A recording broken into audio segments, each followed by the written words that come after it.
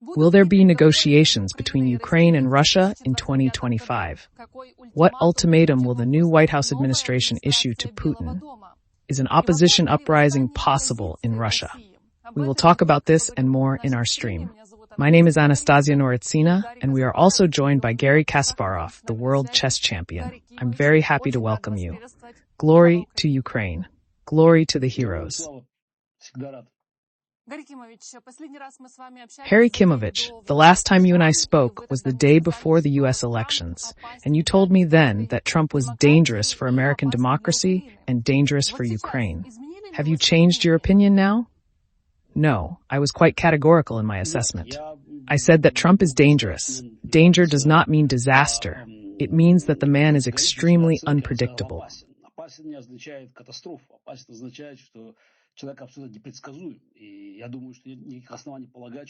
I see no reason to change my view. A lot of Trump's actions, especially before the inauguration, point to a turbulent period for U.S. democracy in the next 4 years. This does not mean disaster. U.S. democracy is strong enough. Various influence groups are forming around Trump, and although Elon Musk is the most prominent right now, I believe a balance of interests will be achieved.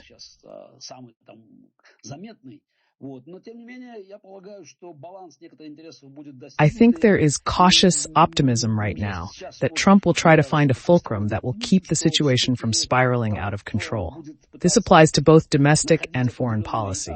So I wouldn't jump to any tentative conclusions right now about what Trump's position on Ukraine, on the war, and on relations with Russia will be. He's clearly looking for options to help him, and that doesn't necessarily mean it's going to be bad for Ukraine. Although I wouldn't go to the other extreme and expect revelations from Trump. If he says he will give Ukraine weapons until peace is achieved, that doesn't mean anything yet. It is Trump's unpredictability that makes him dangerous. So it is important to monitor the situation and try to influence, if not Trump himself, then the people who create the necessary background for decision-making in Washington. Trump sent a message to Zelensky to start thinking about a ceasefire and giving back all the occupied territories, Els writes, and they say that Trump has repeatedly stated that there are almost no territories left. More accurately, the territories are there, but the people are gone, and he claims it's a decade-long reconstruction. What is the likelihood that Donald Trump will go along with Putin's terms after all?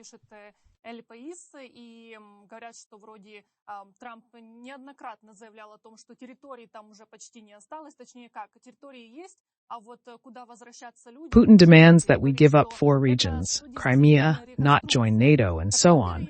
Or what could be the deal that would be favorable for Ukraine as well? Путин же требует, чтобы мы ему отдали 4 региона, Крым, не вступали в НАТО и так далее. Или в чем может заключаться сделка, чтобы она была выгодной и для Украины? No, the option you just described, I believe, is simply not science fiction, because no Trump can do it. One reason that this is not accepted even in Europe is that Trump is not the only player, albeit a major one, in this complex geopolitical game. Trump will seek a peace treaty, but it will likely be temporary, as there will be no recognition of the occupied territories. I do not envision that Trump can move away from the line that Ukraine occupies today. Потому что никакого признания оккупированных территорий не будет. Я не представляю себе вот ни на секунду сейчас, что Трамп может требовать... We can envision a situation in which Trump pressures Ukraine to agree to a demarcation line on the current demarcation. By the way, the question arises here, what to do with Kursk in this case. After all, if you withdraw from the Kursk region, it is not so simple. There are no simple solutions here. And forcing Ukraine to surrender and agree to Putin's conditions is, by the way, not so obvious either, because these conditions are not clear.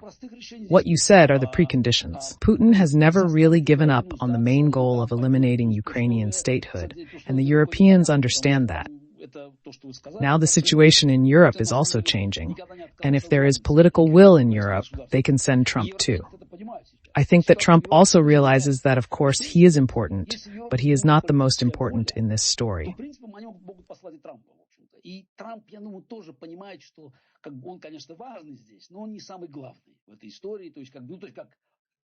He's in charge, but he's not the only decision maker.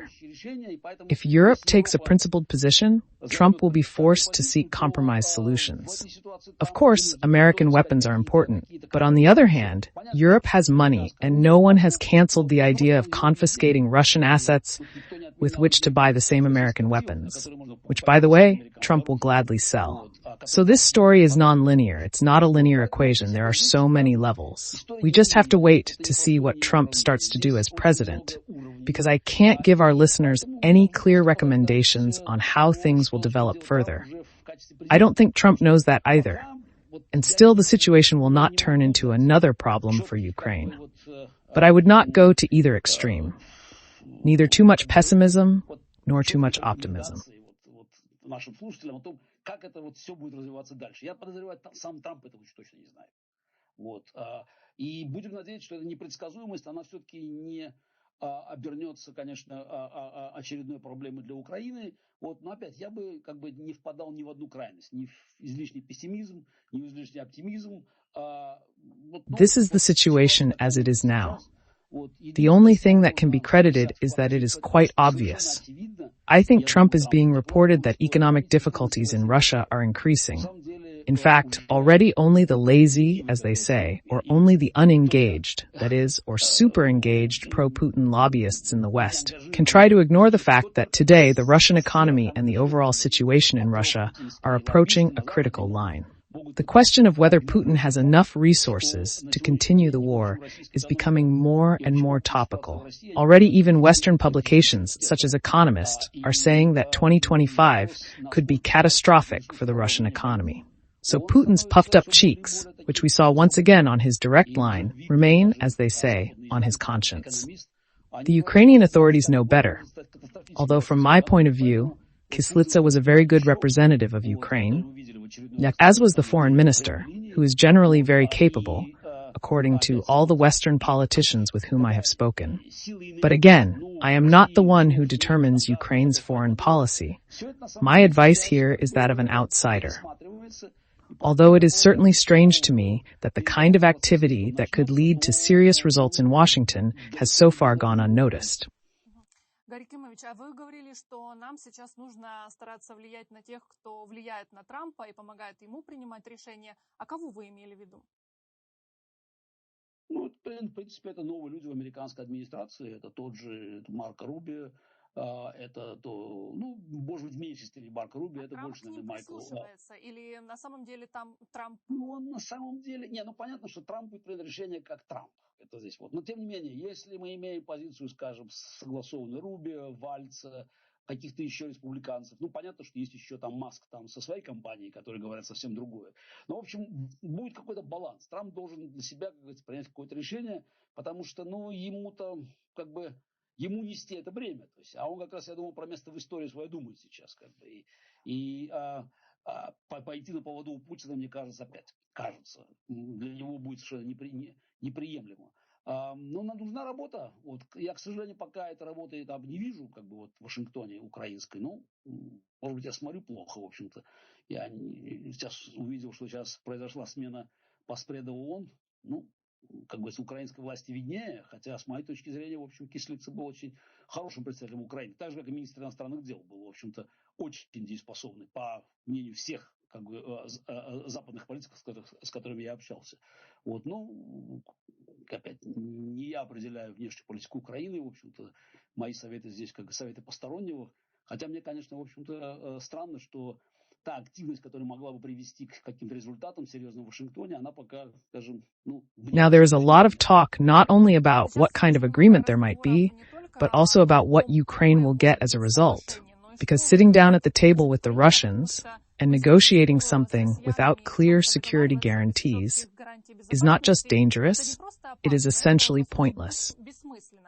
Zelensky noted that after meeting with the U.S. president-elect in Paris, he emphasized the need for a just and strong world that the Russians would not destroy.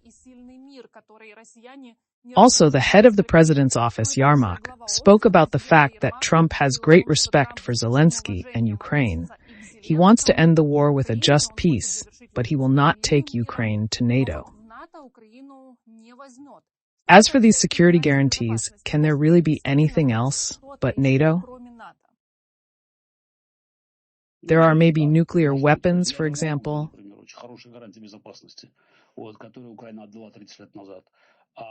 A very good security guarantee that Ukraine gave up 30 years ago.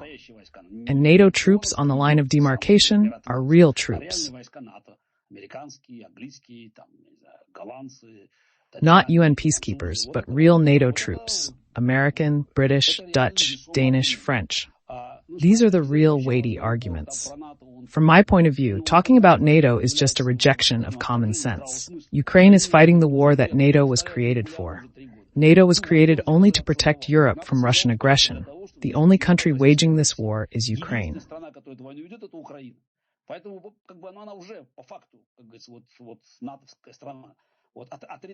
Therefore, it is already, in fact, as they say, a NATO country.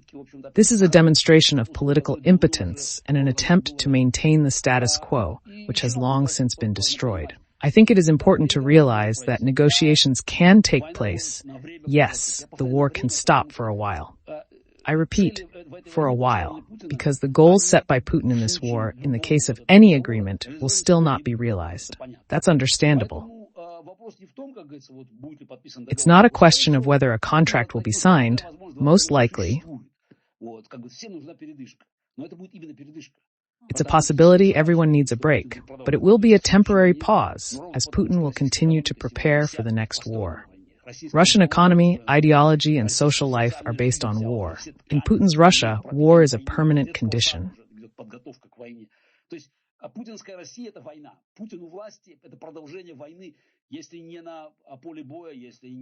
If not on the battlefield, if not in Donbass and Zaporizhzhia, it will be a hybrid war against the EU countries, America, or the continuation of aggressive actions in other parts of the world. Putin is war. Therefore, there can be no doubt that any treaty, no matter how favorable it may be for Ukraine in terms of security guarantees, will still mean Putin's preparation for war. But the opposite is also true. Any Ukrainian government, the current one or the one that will replace it, will still not accept Putin's annexation of Ukrainian territory. Ukraine will seek by any government to restore the 91st year borders, the only legally recognized borders. By the way, none of the treaty Trump is proposing recognizes Russian conquests. It merely fixes the situation, freezes it.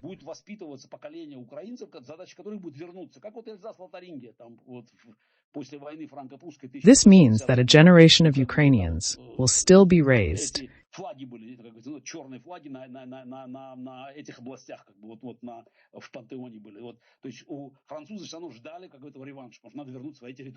The tasks will be to restore lost territories, as after the Franco-Prussian War of 1670. The situation is similar, because everything was recognized, including Russia, and annexation is actually theft of territories by war. There will be preparations amidst the restoration of peaceful life, but a new war is also being prepared. Ukraine will make every effort to upgrade its military potential, and it is not necessary to wait for American missiles. For example, the Hazel was developed in Dnipro back in the USSR, and there are no problems with specialists.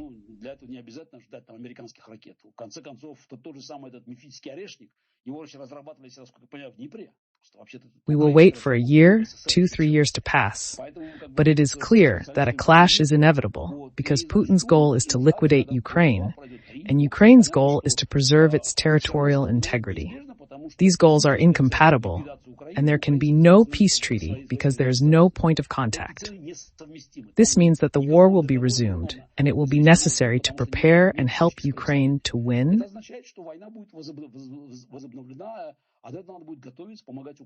Because a Ukrainian victory in this war is the only way to change the situation in Russia. But even if we talk about freezing the conflict and NATO troops in Ukraine, will anything come out of this idea if Russia is against it? Obviously, Russia will be against it. They're already saying no NATO troops in Ukraine. а если это предложение будет исходить от Трампа, он вроде как не против, то он сможет как-то... If this proposal comes from Trump, he's kind of okay with it. Is there any way he can get the Kremlin to agree to such a condition? I always qualify my phrases, because if that happens, it's far from obvious to me that Putin would agree to freeze the conflict. It could be, but the probability seems to me to be below 50%. Это может быть, но вероятность там, мне кажется, ниже 50%. Теперь, что касается, что может сделать Трамп?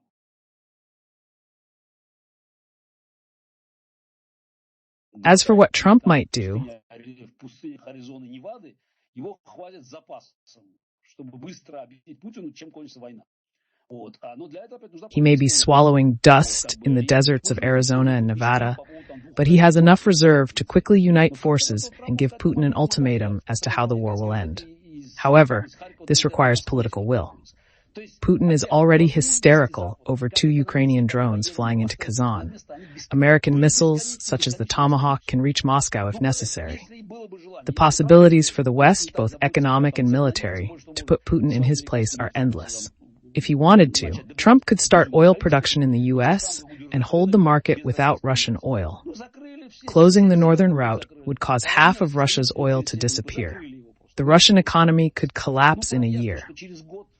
You can supply as many weapons as you want, and essentially no one wants them.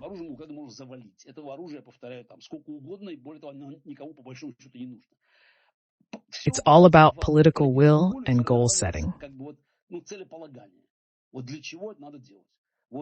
Trump needs to propose a concept. If this concept is reasonable, then I believe it will not be difficult to convince Putin physically by demonstrating the physical power that the West has, both America and Europe. It is important to fix this goal because the Biden administration has done nothing, and general phrases like "we will be with Ukraine as long as necessary" did not scare Putin. Today, Ukraine is in a very difficult situation because that the Biden administration did not want to allow a military defeat of Russia.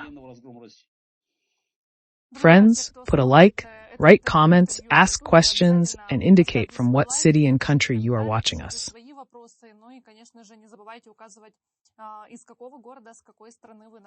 We want Trump to give us weapons, including Tomahawks, and deploy nuclear weapons. However, he did say he might reconsider Biden's decision to strike Russia. He said Ukraine should not have been allowed such strikes and called it a bad and stupid decision.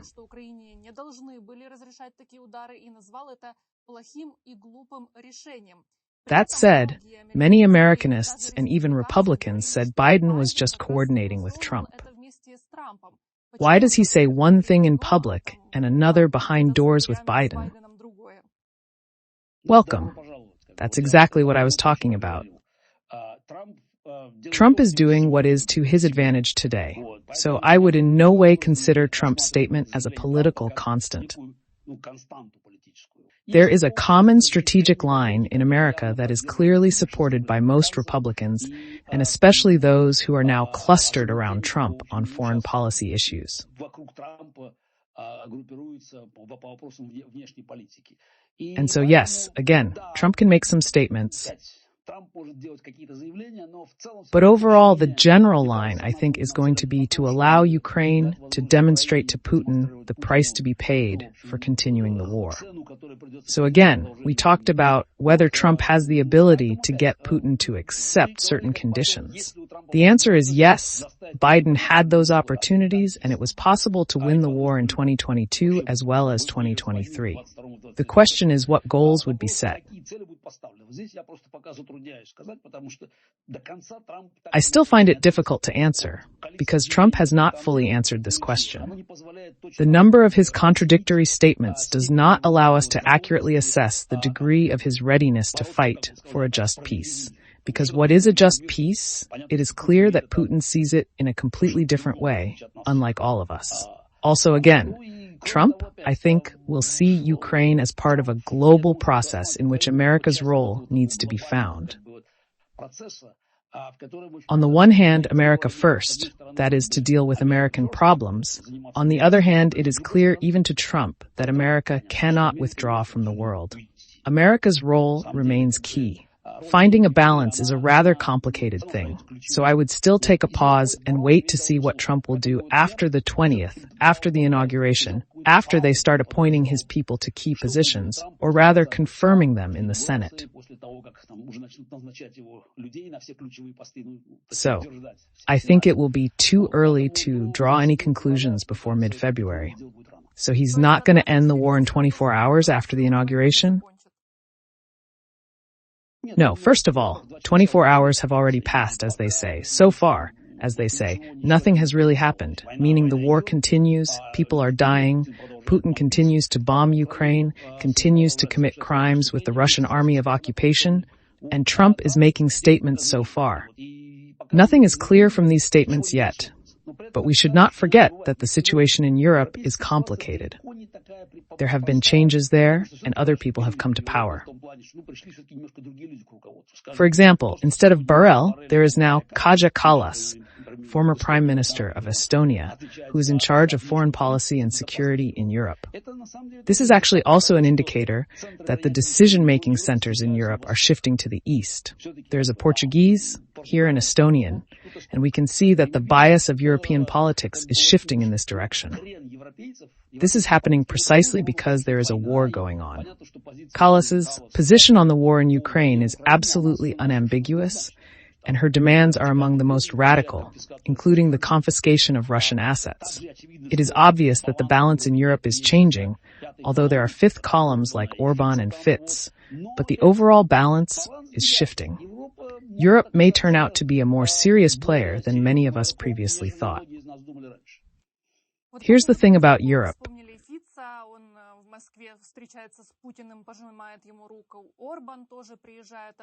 You remember Fitzo? He meets Putin in Moscow, shakes his hand. Orban also comes, hugs him. Scholz called Putin and says he wouldn't mind calling him again. What is this? Is this an attempt to bring a terrorist back into the European community? We need to separate the two. Obviously, Orban is bought, and Putin has been running him since 2009. That is a fact. The situation is similar. A bad example is contagious, and cancer is not cut out immediately. It spreads. The Europeans should have closed this issue if there was political will.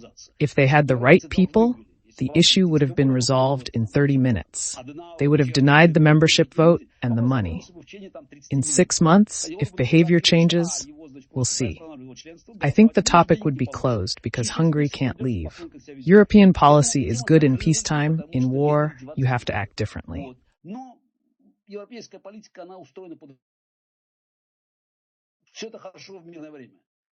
So it is more or less clear that this is typical corruption with Scholz.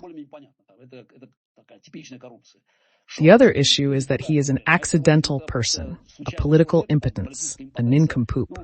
He just happens to be here by chance. He cannot make historical decisions because his caliber simply does not match the scale of the task at hand. That's the problem. The mayor of Hamburg, who carried the suitcase behind Schroeder, that's his role. Now he's trying to find a way to persist in this space, but he can't. It is trying to play a game in which it is hopelessly losing. He recalls the good times when cheap Russian gas made Germany an economic miracle, but suddenly that gas is gone and historic decisions have to be made. But you can't talk about Scholz for long, because he'll be gone in 2 months. When there will be an election, it's pretty obvious how it will end. My guess is that his gray shadow will simply fade from German politics, though of course the damage he did will be recalled in history for a long time to come. We'll see what happens with the new government led by the Christian Democrats.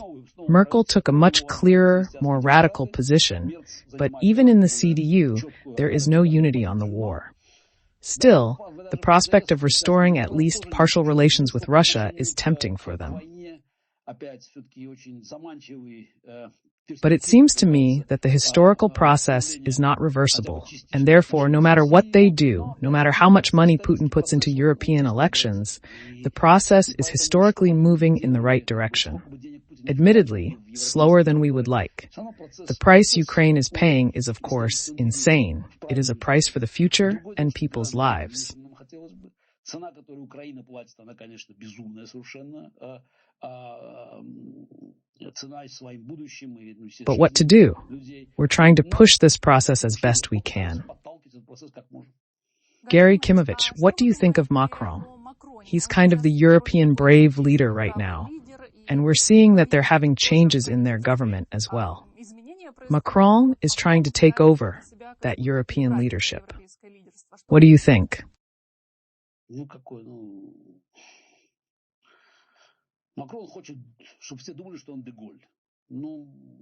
Macron wants everyone to think he is de Gaulle, but he is not up to de Gaulle's caliber, even if you look at the picture. France is a country on the verge of bankruptcy. You have to realize that. The economic situation is monstrous, the budget deficit is huge, and no one will be surprised if next year France repeats what happened in Greece 15 years ago when the whole euro system faltered and Le Pen will be the receiver. So, all of Macron's crawls to play a role. Yes, it would be nice if he did something while he's in power, but everything we know about Macron suggests that there are far more words than deeds. France has the potential to do something, but so far we see only puffing up of cheeks and no real action behind it. Frankly speaking, I think it's worth getting too worked up about it. It won't get in the way, and that's good. It is the EU that should lead the action. I think there are much more opportunities here. If von der Leyen, who is a strong leader after all, is ready to take historical responsibility, there is a much better chance here. After all, it is important that the process be led by a leader. Someone must lead the way. Macron is not suitable for this role. We are not even talking about Scholz. Therefore, this Eastern European and North European bloc, which understands the full scale of the threat from Russia and the need for decisive action, needs leadership. I believe that Ursula von der Leyen, with the support of Kai Kallas and other EU commissioners who understand the situation, has a real opportunity to do something.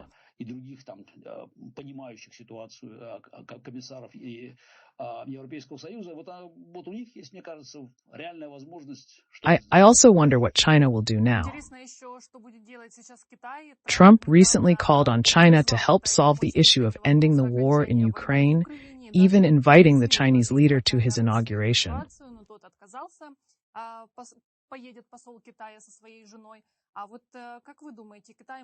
But he refused. The Chinese ambassador and his wife will go.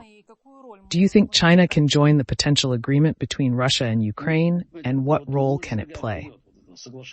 Looking ahead, the agreement between Russia and Ukraine in general, I think it's a very ephemeral thing, because if the fire stops and there is a ceasefire, it will most likely be some kind of native agreement.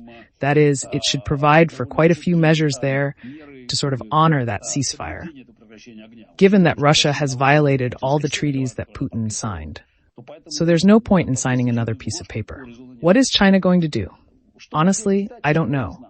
China is interested in the war continuing indefinitely. It suits it. It weakens Russia, on which China has its own views in the Far East, on Russian territory, and it also weakens the West, which has to pay attention to this terrible problem in the east of Europe. So China is going to proceed from its interests, something they will want, but I think China is basically far away from that. As long as it's like I say, he's fine with the continuation of the war. I won't believe for a second that North Korean troops could have been sent to Putin without China's consent. China is interested in more trade with the U.S. China is precisely interested in America. These are the negotiations that are more important to China than Europe, because America is the only economic power that can stand up to Chinese expansion. So any decisions on war by China will likely have to do with how it fits into China's plans for building relations with America. Things are far from simple here. I mean, American business is heavily tied to China. Все тут далеко не так просто. То есть американский бизнес сильно завязан на Китай. Опять, главное, что Илон Маск завязан на Китай. Поэтому, да, будут переговоры, будут торговаться. Но это две сферы державы, которые будут отношения выяснять. Again, China is two powers figuring things out. The Ukrainian war is an important factor, but by no means the only factor. So, I think China will be involved in this story as a geopolitical player that sees this war and its end or continuation as a source of its own interests. If it is favorable for China, it will promote appeasement, and if it is favorable otherwise, it will continue to help Russia.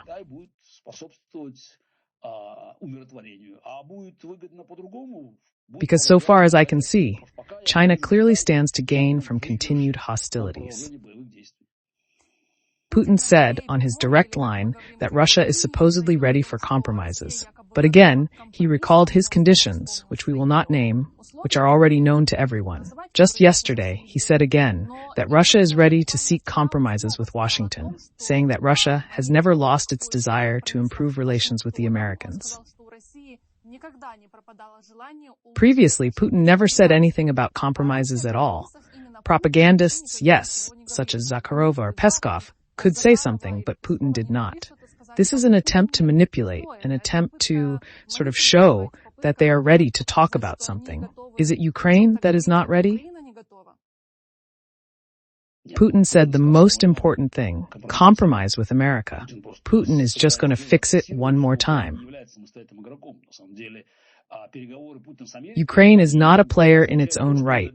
Putin's talks with America mean he has achieved his goal of negotiating with the U.S., while Ukraine and Europe are sidelined. The rhetoric may change a bit, but the principle is the same. Superpowers determine the world. That is Russia, China, and America. All the others, the European Union can be invited to sit on a reclining chair, and the rest should just listen to what senior comrades say. Clearly, there is India, Brazil, but they have not yet interfered in this game.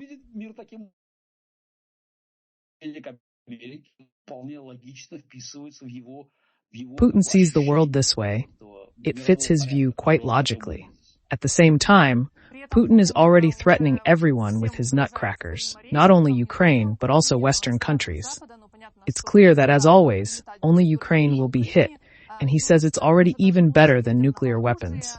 He also says, let's hit Kiev, let's check how Western air defense works. I just don't know how sick you have to be to come up with something like that. Basically, he called the war a movement, so there is nothing to be surprised about from Putin. And who is the target of such statements, these threats? Let's conduct an experiment, and so on. I don't know. I must say that the last direct line, or rather the curved line, of course, makes a strange impression, because even by Putin's standards, some texts, words, jargon in combination had a rather strange effect. In general, of course, signing off on the fact that we are fighting a war because it's boring didn't fit his style. He was always trying to be more vague. And as for this duel, that's funny too, actually. But funny is probably a bad word to use when it comes to deadly weapons. Still, it's hard to escape the feeling that he doesn't even understand the meaning of the words, because what is a duel? A duel is when they look at each other and shoot, sword fight, whatever. A duel is a mutual risk. This word has its connotation in Russian. It came from other languages, but in Russian tradition, everyone knows what a duel is. Everyone has read the classics and knows the traditions of Russian officers. This shows once again that a person who tries to present himself as a Russian officer is in fact a gopnik from a St. Petersburg back alley. Because in Putin's understanding, a duel is when you threaten a passerby with a finka and try to steal his wallet. That's a duel. In a normal duel, two people take mutual risks. And his suggestion, a hazelnut to Kiev, a tomahawk to Moscow, that's a duel. It would be interesting to see how Reagan would have responded to that. I think his response would have been excellent. Okay, you hit Kiev with a hazelnut, we hit Moscow with a tomahawk. Let's see who can do it.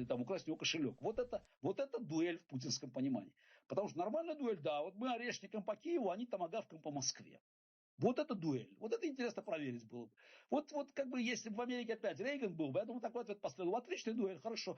Вы по Киеву орешникам, мы по Москве томагавкам. That would have been a decent answer. And that's really where the story ends.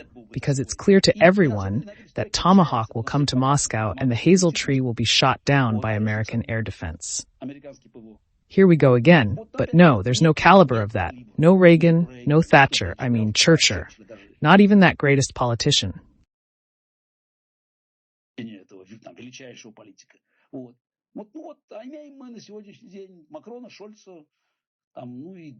Here, well, we have Macron, Schultz, and so on down the list.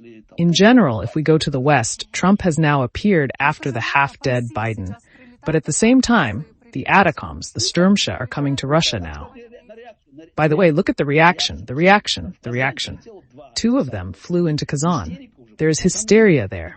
In fact, it turns out that this special military operation has been going on for 3 years.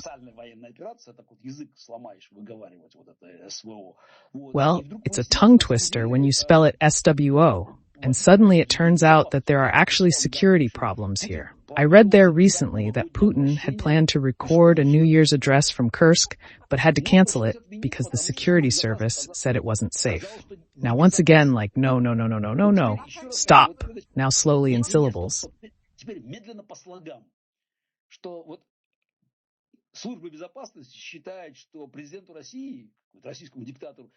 The security service believes it's unsafe for the Russian president to record a New Year's Eve address from a Russian city. Here's the result of 3 years of tragic history. This is Putin's Russia. You can wave whatever you want, hazelnut or whatever, but it will all continue until the West says enough is enough and points him to his place.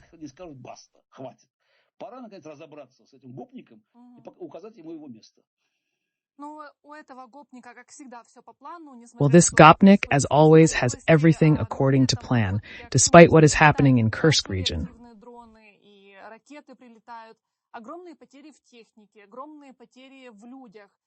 In fact, some people talk about it in the kitchen.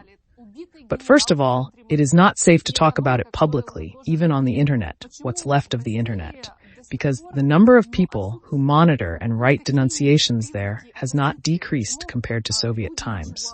And as for the objective situation, on the whole, the war is actually accepted by Russian society.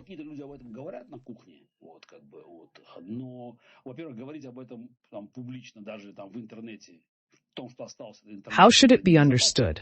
The percentage of people who sort of opposed it on moral and ethical grounds never, I think, exceeded 15 to 20%. That, I think, was the ceiling figure. Now it's even less. I think there are 10 left who are generally against this war because they realize how heinously criminal it is. Those who support the war, I always thought that they were no more than a third. Those bloodthirsty ones. Go ahead, we can do it again. I think that's still a fairly small segment. Most people are just like that. There's a war going on. What to do now? Well, we have to live, as they say, to adjust. In addition, many people, in general, they are the beneficiaries of military expenditures. That is, at the moment we have no grounds for any prerequisites for a change of power in Russia. The war is still profitable. So far, different scenarios are possible, as they say. If the situation starts to deteriorate, then why are they so worried about drones? Kazan is a big city after all. When the Kursk region, God, where is it? Kazan is the next level after Moscow and St. Petersburg. Kazan, Yekaterinburg, Nizhny Novgorod will go further away. That is, it is already a large urban conglomeration. If something starts flying into Moscow, it's clear that discomfort is growing.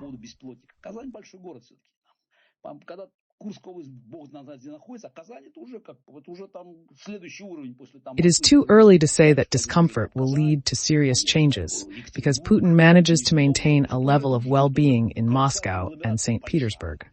The big cities are not suffering, which is why the reaction to Kazan seems inadequate. Prisoners are responsible for the problems in the hinterland, and now Koreans have been added. For the average Russian, the situation is far from critical.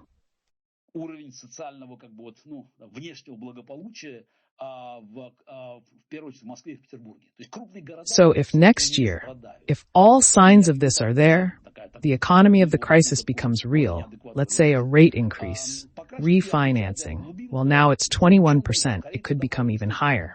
So buying apartments on installments becomes almost unaffordable. Car prices go up. In fact, many people are shutting down production, leaving.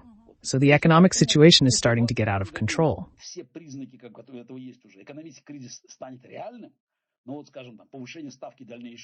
And no matter how Nabiullina spins it, you can see that everything is cracking at the seams.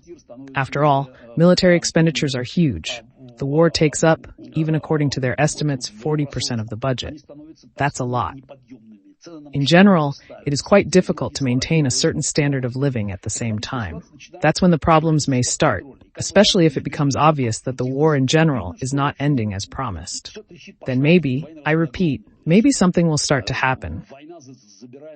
Although it has always been obvious to me that real change can only begin after a crushing military defeat. This is Russian history. No one has canceled it. Nothing else can be. All these attempts by the so-called Russian opposition abroad to say something about any changes, about any opposition in Russia, are just work for grants.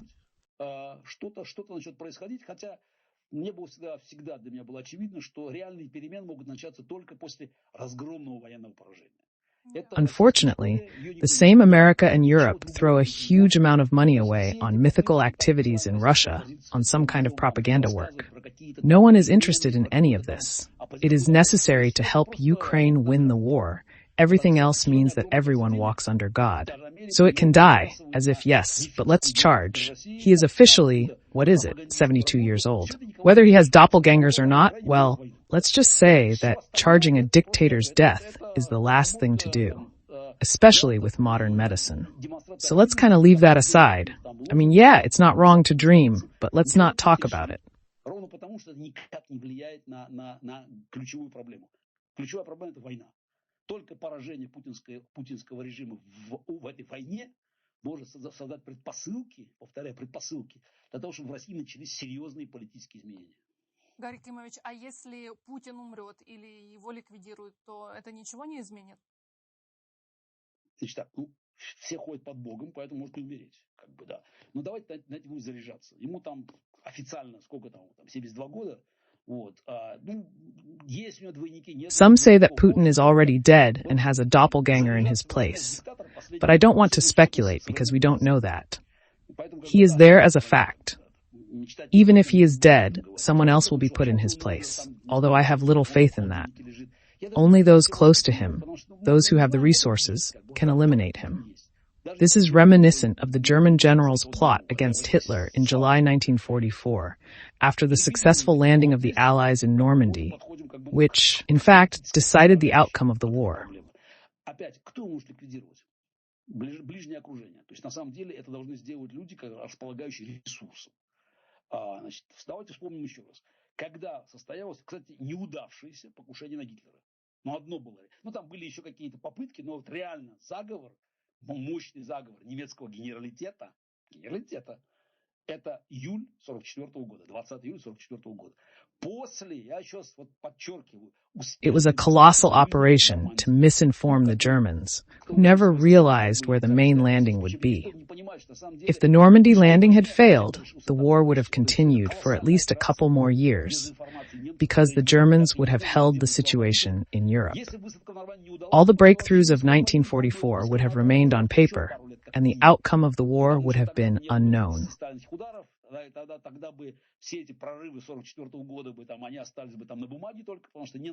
That is, the victorious march of the Red Army would not have happened. When it became clear that the war was lost after the successful Allied landing in Normandy and their advance in France, an attempted coup and assassination of Hitler followed, but they failed. The majority of German officers and population supported Hitler. This is 1944 we're talking about. Catastrophic situation, as if it is clear to us now from afar. The war is hopelessly lost. Everything is over. The Red Army is already advancing on one side, and the Allies are already coming from the other side. Germany continued to resist, so Russia is not yet in the same situation as Germany was in 1944. To expect serious speeches now, it seems to me, is unreasonable. Prigozhin's speech was an internal showdown that showed the weakness of the regime.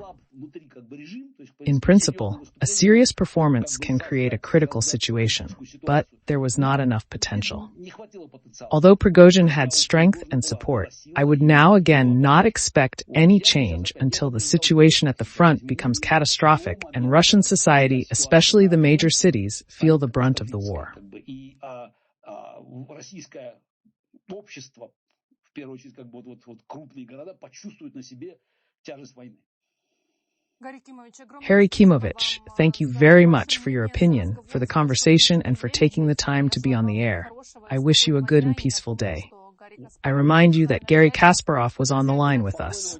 Friends, there will be no calm day, as we all realize, because the war continues and the world lives in tension. Holidays, of course, I congratulate everyone on their holidays, but however, holidays under Russian missiles are a lot of fun. Nevertheless, it is still a holiday, and we all hope for the main holiday, when we can finally breathe easy. When this war stops, and a truly just and lasting peace is established, the conditions of which will include reconstruction, the punishment of war criminals, and, of course, reparations for the crimes and destruction that the Russian occupation army brought to the land of Ukraine.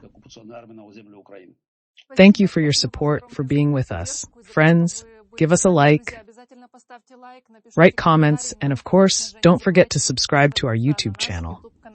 Thank you all for your attention. Take care and see you soon.